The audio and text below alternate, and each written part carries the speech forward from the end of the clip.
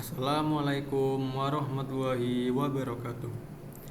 Perkenalkan, nama saya Rifku Bangun Pramudia dengan NIM 414241200044 dari Universitas Mercubuana Teknik Elektro tahun 2025. Di sini saya telah membuat proyek dari tugas besar pemrograman komputer terkait kode Python yang akan membahas mengenai NumPy, Pandas, Matplotlib, dan Sieben ya.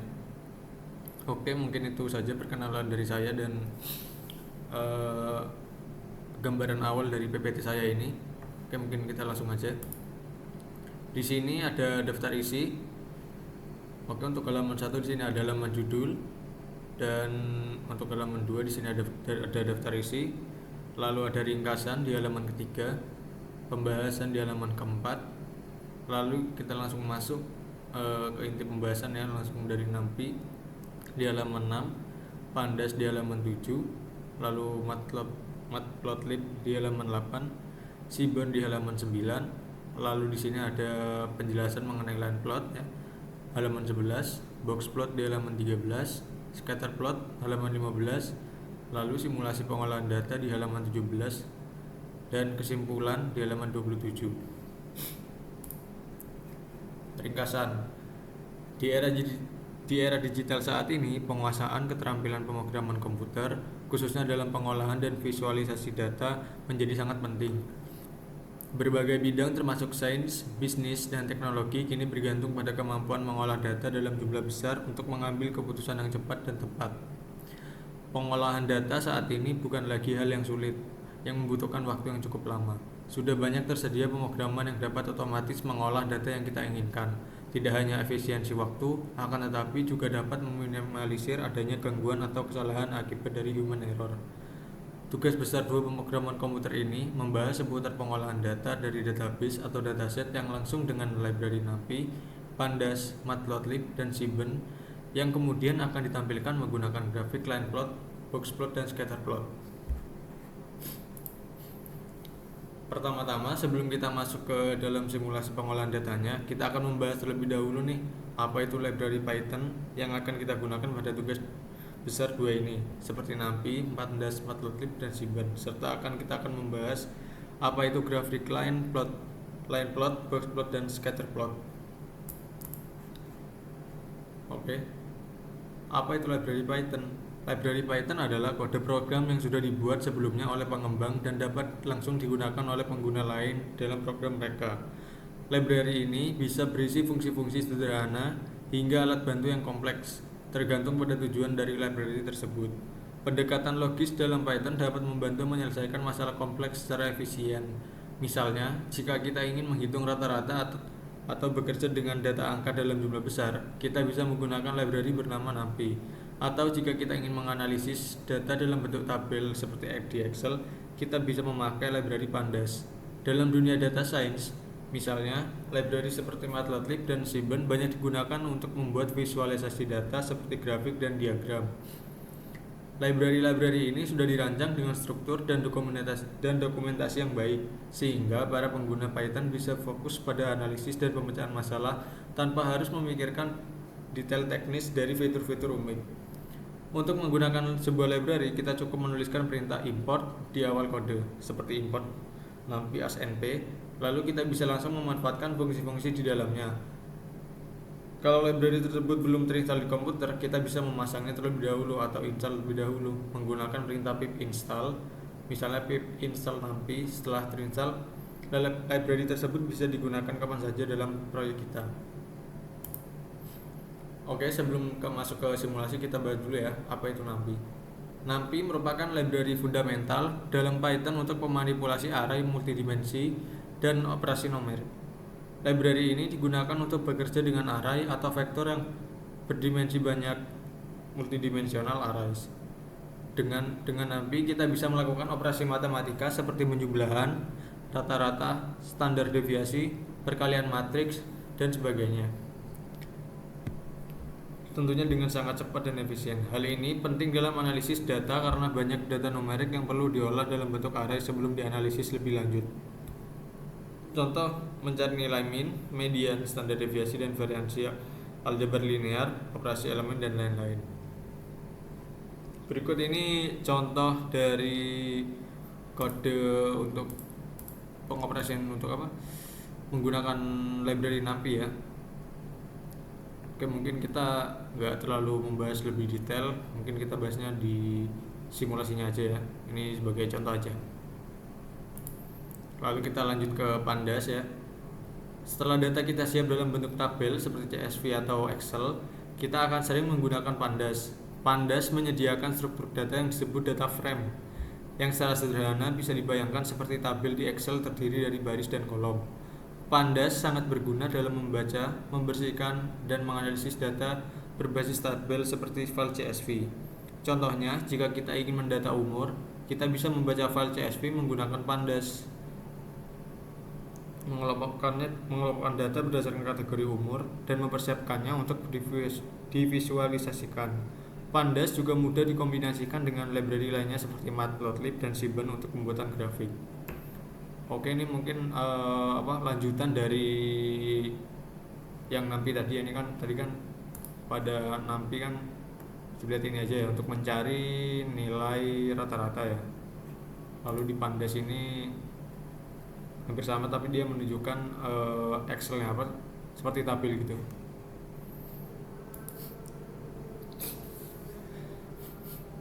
Oke, kita lanjut ke Matplotlib. Ini adalah library yang paling dasar dan fleksibel untuk membuat berbagai macam grafik di Python guna memvisualisasikannya. Dengan Matplotlib, grafik seperti line plot, bar chart, dan pie chart dapat dibuat dengan mudah. Grafik yang dihasilkan sangat bisa dikustomisasi baik dari segi warna, label, judul, hingga gaya garis. Misalnya jika kita ingin melihat perbandingan umur, kita bisa menggunakan library Matplotlib untuk memvisualisasikan dalam bentuk grafik. Oke, dari kode yang tadi ya, di sini di bagian Matplotlib ini ditambahkan seperti tampilan grafik gitu ya. Jadi yang ini tadi pada NumPy ya, pas kita mencari nilai rata-rata, lalu pada Pandas ini kita menunjukkan bagian-bagian tabel ya. Dan untuk Matplotlib ini menunjukkan dalam bentuk tabel atau grafik gitu ya. Oke, kita lanjut ke Seaborn. Visualisasi data dua dimensi secara estetis dapat dilakukan dengan Seaborn. Seaborn adalah library visualisasi yang dibangun di atas Matplotlib, namun tampilannya lebih modern dan estetik.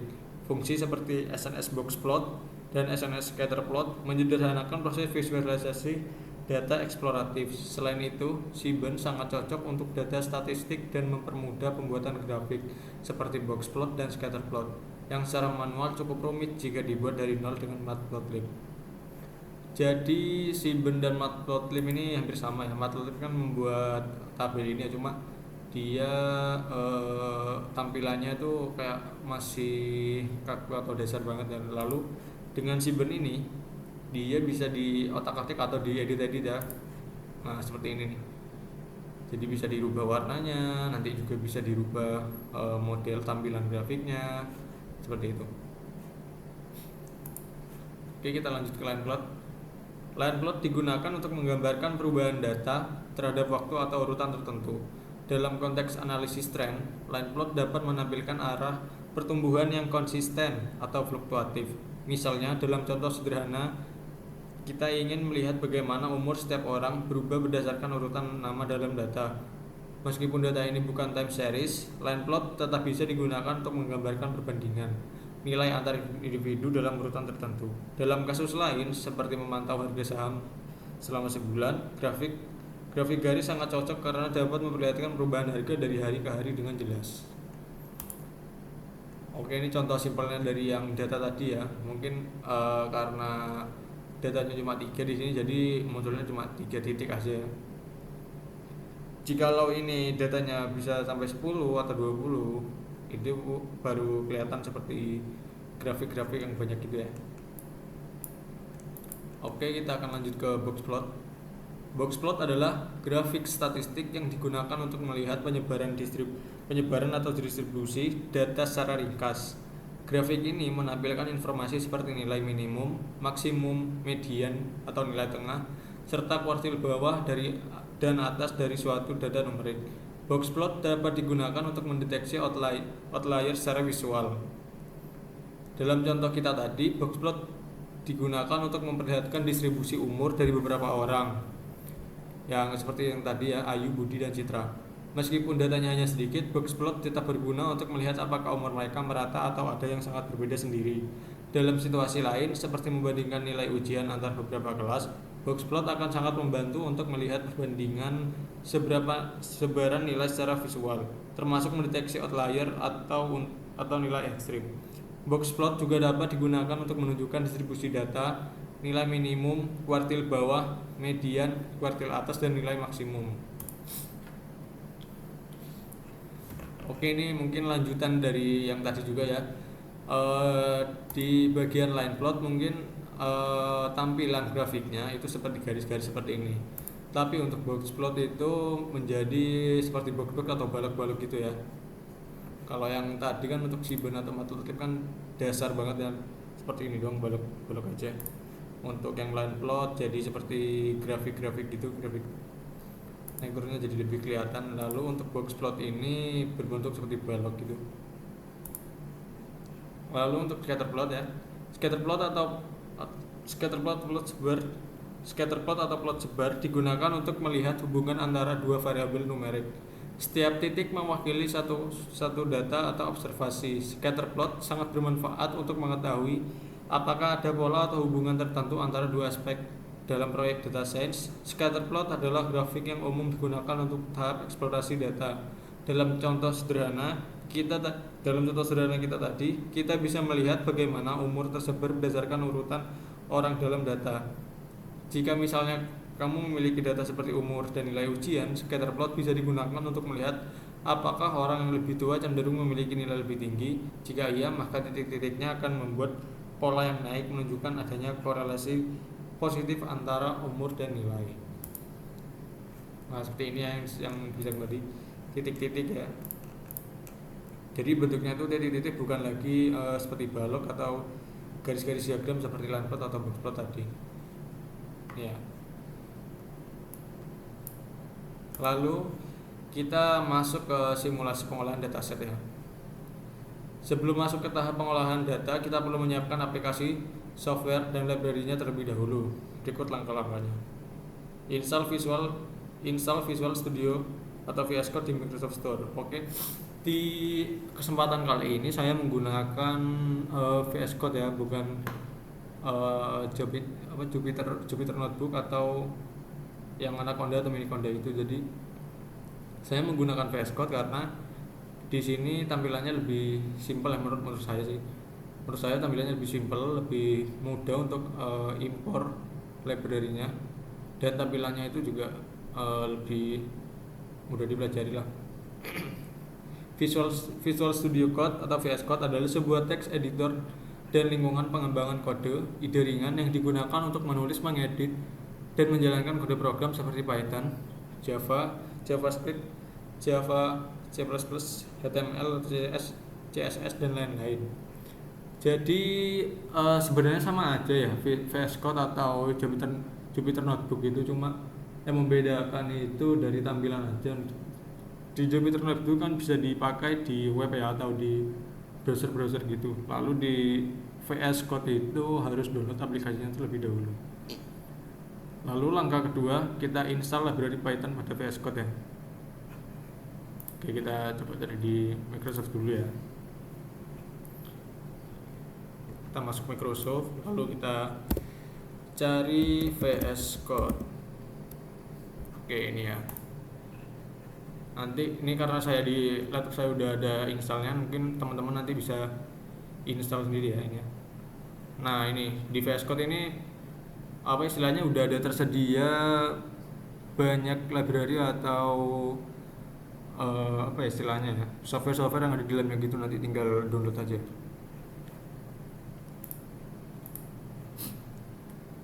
Install library Python pada VS Code.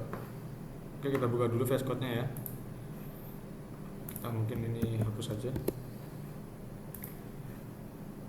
Buka aplikasi VS Code, lalu klik titik 3 pada bagian atas, lalu pilih klik terminal, lalu new terminal. Pada bagian bawah masukkan kode di bawah ini ya. Ini berguna untuk seperti mendownload library untuk aplikasi Python untuk aplikasi pengolahan datanya nanti ya. Jadi VS Code ini berguna untuk menjalankan perintah-perintah yang atau perintah-perintah yang kita coding nanti ya. Kayak di sini tadi kita install aja langsung ya.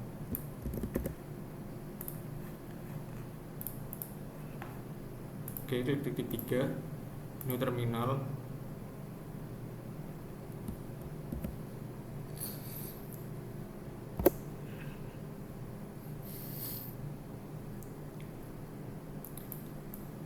Oke, kurang lebih tampilannya seperti ini ya, karena di laptop saya sebelumnya udah mendownload library 4 ini.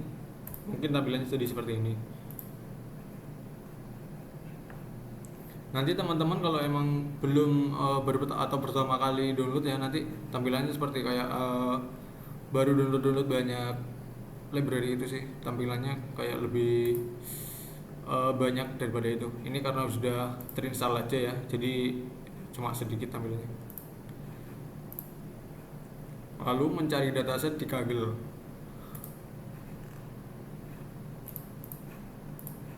Oke, buka web Kaggle.com atau dataset ini ya.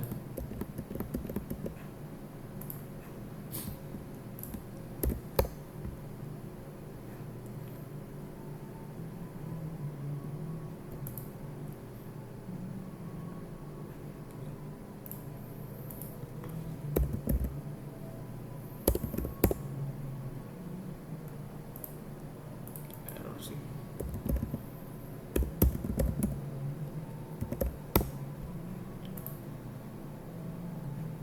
Nah, ini.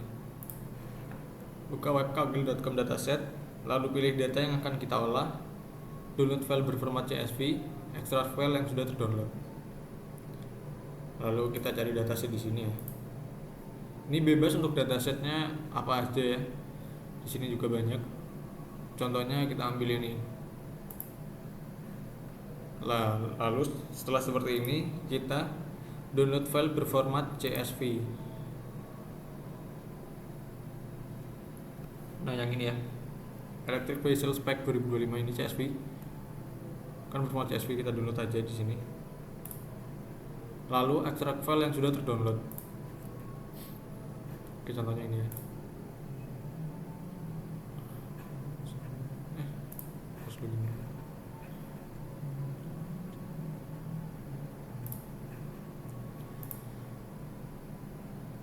Kalau gimana? Nah, seperti ini.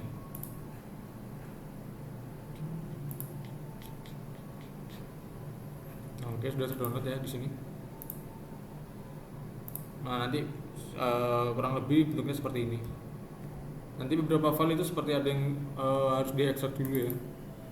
Seperti ini nih. Ini harus diekstrak dulu. Nah, kebetulan ini langsung menjadi file yang gitu, nggak perlu diekstrak lagi. Oke.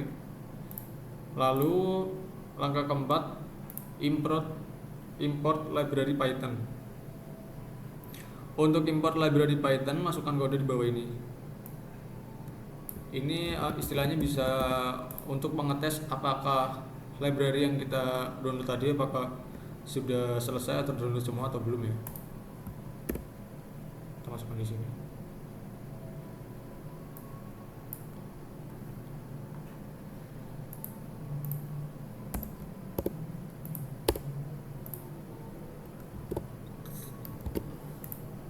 Nah, setelah seperti ini kita download run.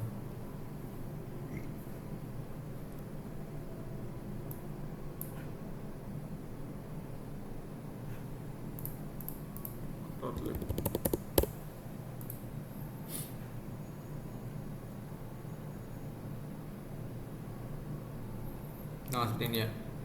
Kalau nggak muncul error berarti itu library-nya sudah berhasil di download.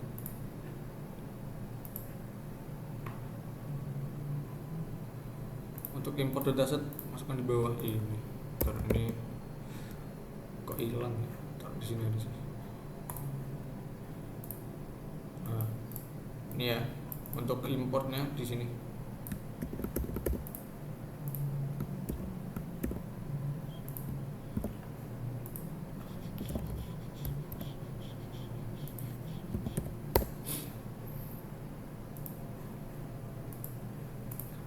Oke, ini ya import dataset ya.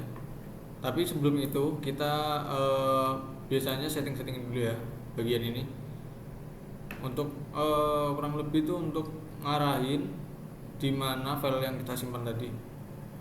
Oke, biasanya tampilan awalnya itu bentar. Kita ini terminal lagi.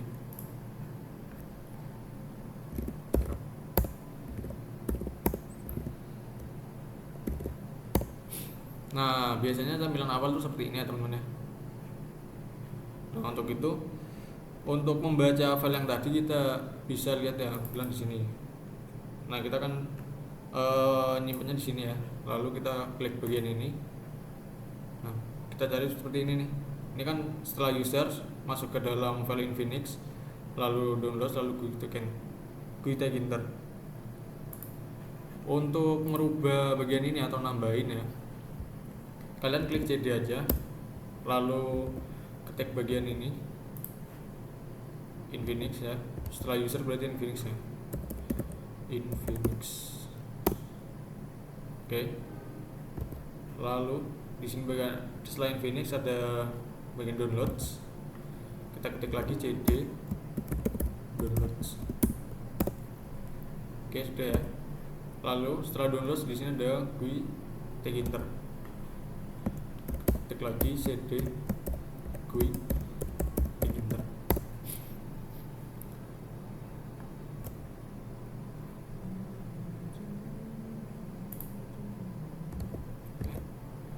CD GUI.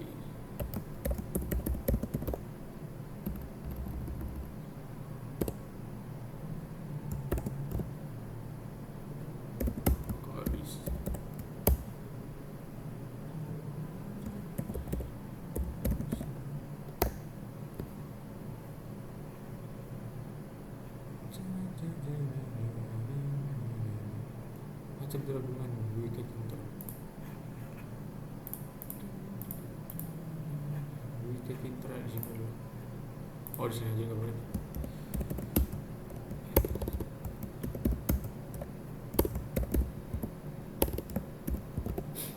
Nah, ini ya. Nanti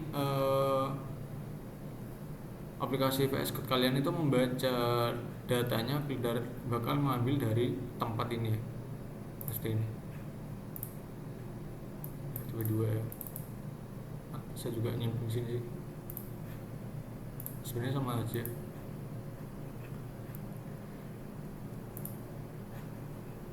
Lalu untuk import dataset masukkan kode di bawah ini.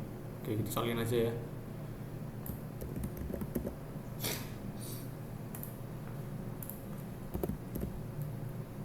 Nah, ini bagian ini sesuaikan sama aplikasi file CSV atau dataset kalian ya.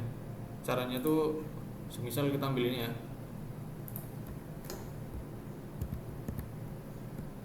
Ini di copy aja, lalu dimasukkan sini. Gitu. Nah, gini aja.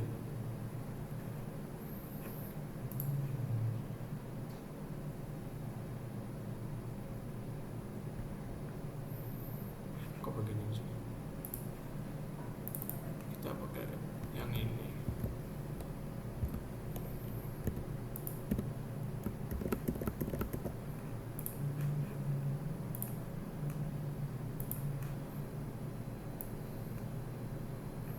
Oh, ini bagian apa? Nggak ada kebaca soalnya ini filenya bukan di bagian ini ya. Jadi dia masih di luar sini, bukan masuk ke dalam GUI Tkinter. Bentar, kita coba pindah dulu. Ini seharusnya bisa. Error. tempatnya salah. Gitu, oke yang ini aja teman-teman. Error kok, error kok, error kok, error.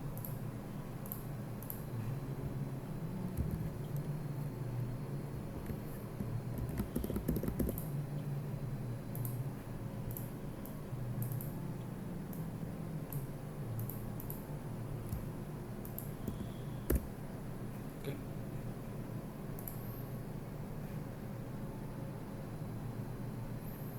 Nah, ini ya.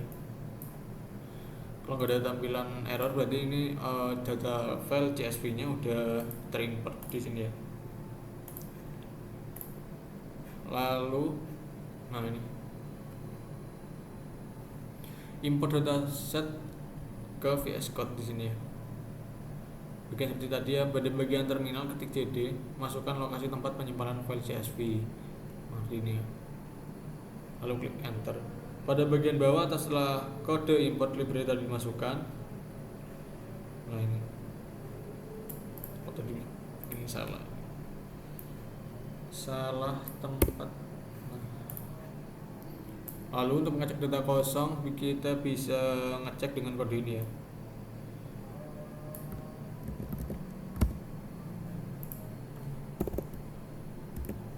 Oke. Kita coba yang baru aja. Nah, ini teman-teman ya. Ini dengan kode seperti ini bakal akan menampilkan isi dari file CSV yang kita import tadi. Ini kan untuk bagian import dataset atau file CSV-nya. Lalu bagian ini untuk menampilkan data yang ada di dalamnya. Ini kurang lebih seperti ini ya. Lalu ini ya, yang tadi sama. Lalu menampilkan pengolahan data dalam bentuk grafis line plot. Nah, dari data yang tadi itu bakal diolah menggunakan kode ini ya. Diolah dan akan ditampilkan dengan grafik line plot.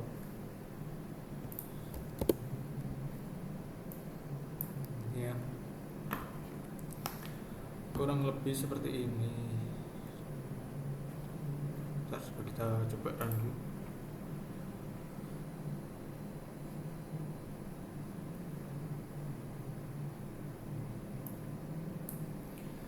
File tampilan 14 modul configuration.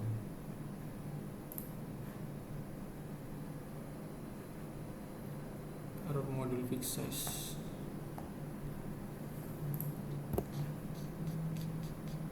Bentar ini ada yang error. Cek data ini.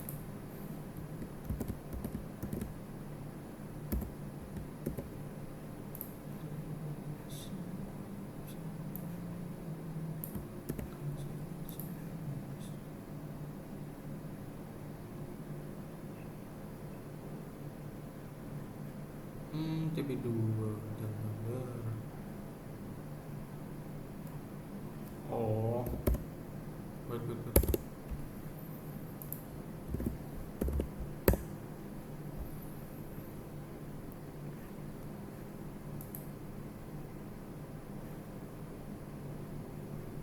Storage oke.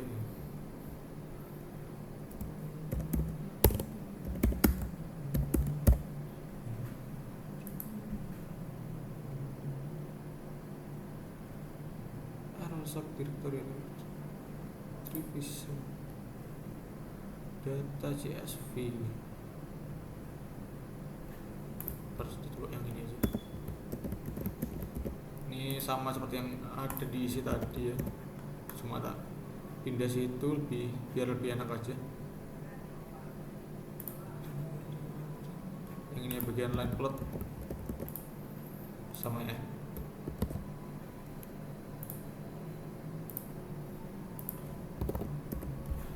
Biar lebih rapi aja. CD line get handles non ini.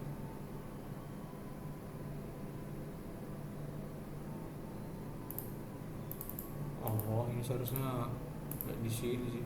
Bentar. Kita pindah aja. Ini keterangan errornya karena dia masuk infinite download Quick Enter lalu bacanya di TP2. Kita taruh sini aja.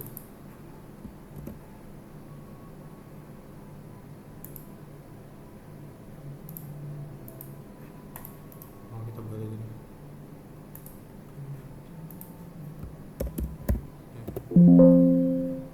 New full data quick. Wait.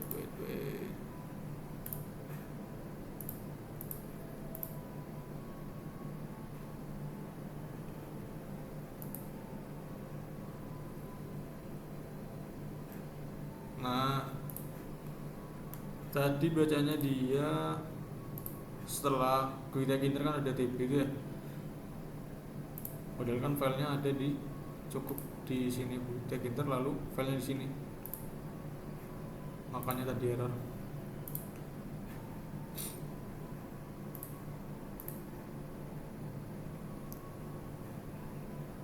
Nah, kurang lebih grafik line plotnya seperti ini ya. Dia di sini membahas jumlah kendaraan listrik per tahun.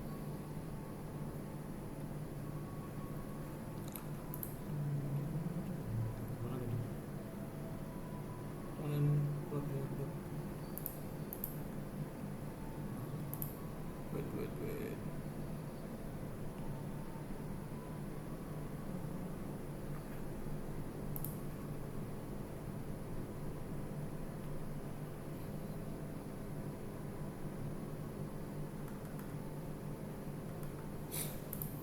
Oke, coba kita bedah. Bedah satu-satu ya. Untuk bagian yang awal ini, di sini ini bagian untuk import library yang sudah kita download tadi. Di sini import NumPy as NP. Jadi di sini penjelasannya itu dia ngimport library NumPy dan kita bisa gunakan dengan sebutan NP.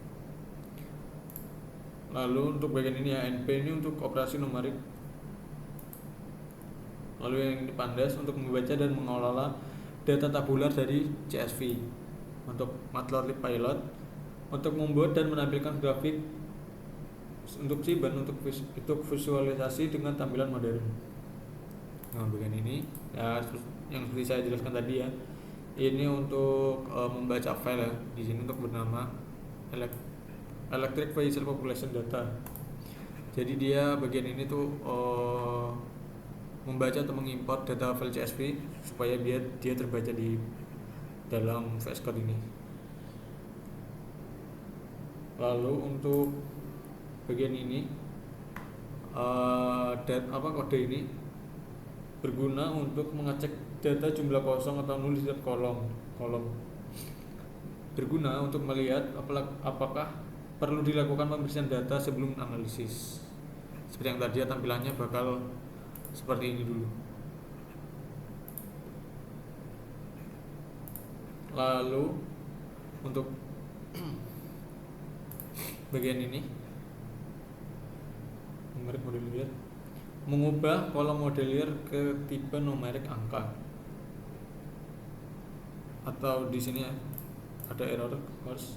Artinya jika ada data yang tidak bisa dikonversi, misal teks, akan dirubah menjadi NaN.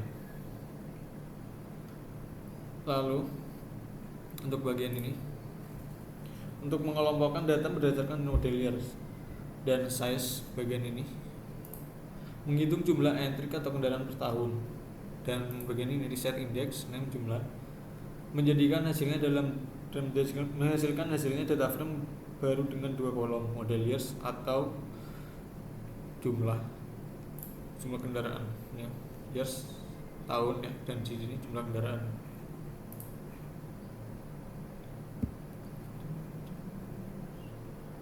Untuk PLT manifest figure ini, nah di sini ini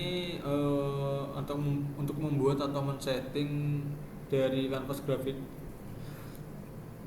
Nah, seperti ini ya. Jadi ini ukuran 10 kali 5 inch. Ini satuannya inch. Dan di sini uh, sumbu X ya, sumbu X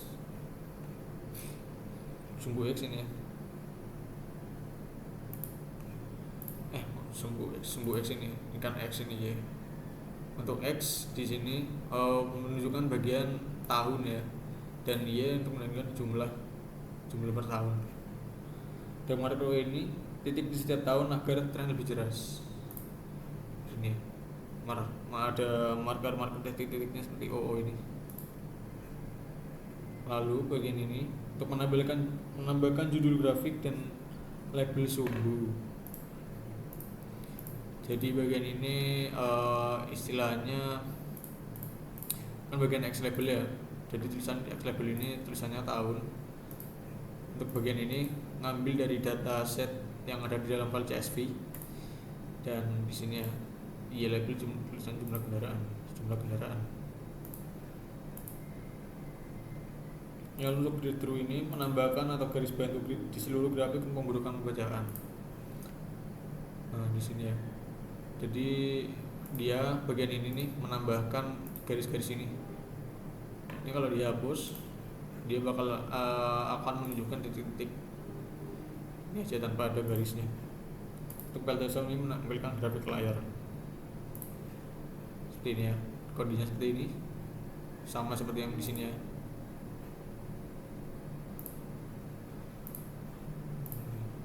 Lalu outputnya seperti ini. Oke, kita lanjut ke boxplot ya. Di sini menampilkan pengolahan data dalam bentuk grafis boxplot. Masukkan kode di bawah ini ya.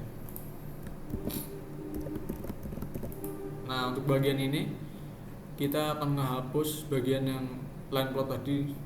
Soalnya kita di sini kan akan mengolah data dan menampilkannya dalam bentuk boxplot ya.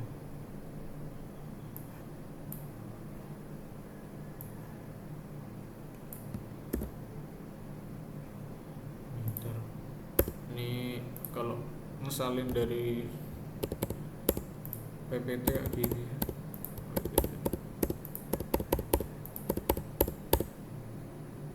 Oke, ini dihapus dulu.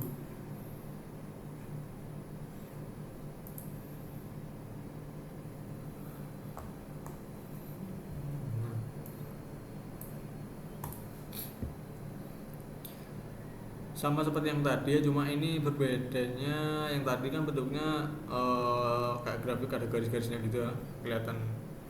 Nah, tapi yang di sini untuk boxplot bentuknya sepertinya balok, box gitu ya, bentuknya balok gitu. Nah, untuk bagian ini bagian pengolahan data pada boxplot ini ngolahnya untuk distribusi jarak tempuh kendaraan listrik per tahun. Berbeda sama yang line plot tadi kan mengolah data jumlah vehiclenya, mengolah data ini. Nah, ini jumlah kendaraannya. Untuk bagian yang boxplot dia ngolah electric range atau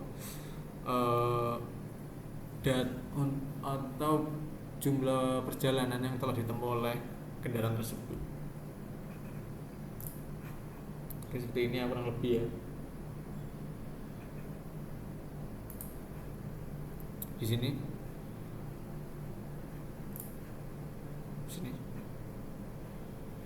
sama ya seperti yang di sini ya.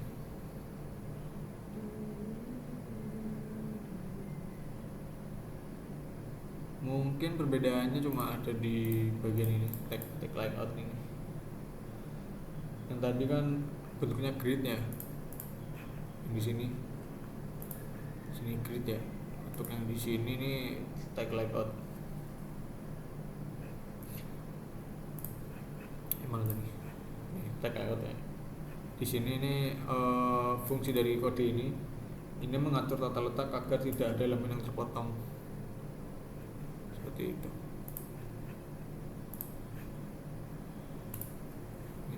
Oke, kita lanjut ke bagian scatter plot ya. Di Di sini menampilkan pengolahan data dalam bentuk grafis scatter plot.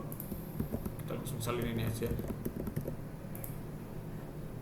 Kita hapus bagian yang kode untuk menampilkan box plot.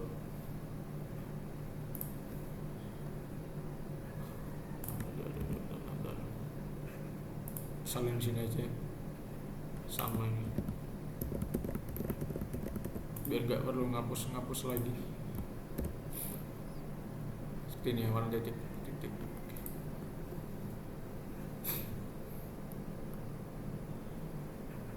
Kita hapus dulu.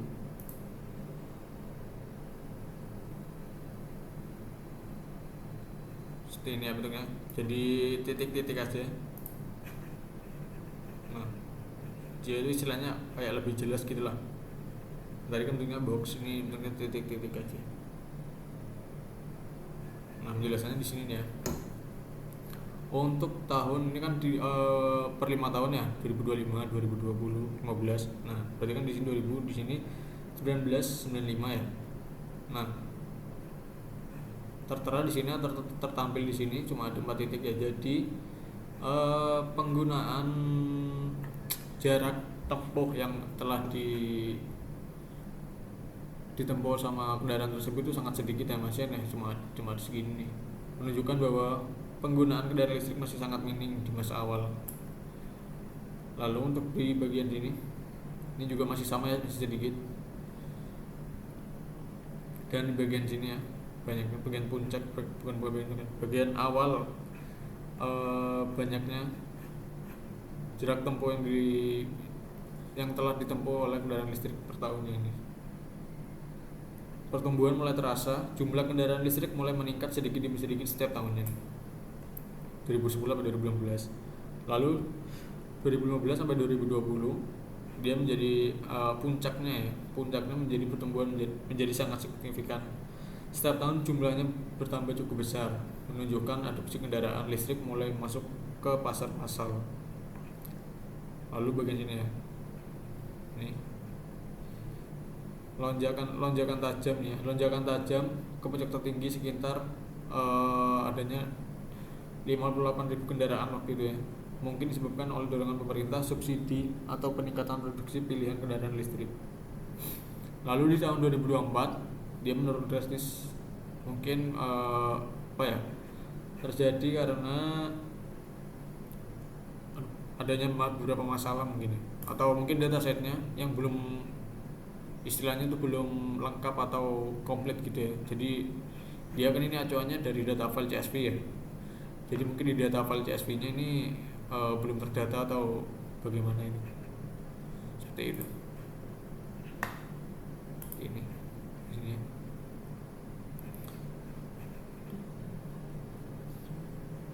Ini di sini. Bagian ini untuk men-setting atau membuat scatter plot ya. Figures, dan ini untuk men-setting dari ukuran ininya, grafiknya dalam ukuran inch. Oke, mungkin itu aja. Kesimpulannya, melalui tugas besar 2 ini, kita memahami pentingnya pemrograman komputer dalam pengolahan data dan visualisasi data, terutama menggunakan library Python seperti NumPy, Pandas, Matplotlib, dan Seaborn.